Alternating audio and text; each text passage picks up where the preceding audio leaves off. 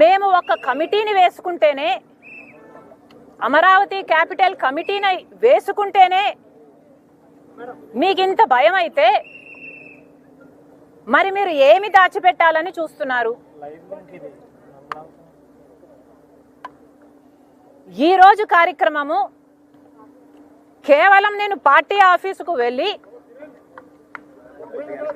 అక్కడ మోడీ గారు అమరావతికి వస్తున్నారు కాబట్టి మా యాక్షన్ ప్లాన్ ఎలా ఉండాలి అని డిస్కస్ చేయడానికి నేను ఆఫీస్కు బయలుదేరితే కూడా నన్ను హౌస్ అరెస్ట్ చేశారు. ఇది ఎక్కడి న్యాయమని అడుగుతున్నాం. ఆ తర్వాత కూడా మోడీని అడగాల్సిన ప్రశ్నలు ఏమిటి అని మా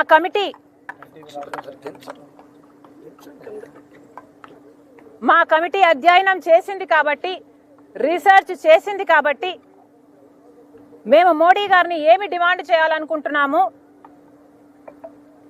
ఇవన్నీ కూడా నేను ఆఫీస్కు వెళ్ళబోయే మీటింగ్లో డిస్కస్ చేద్దామని, డిసైడ్ చేద్దామని వెళ్ళబోతే ఈరోజు నన్ను హౌస్ అరెస్ట్ చేశారు.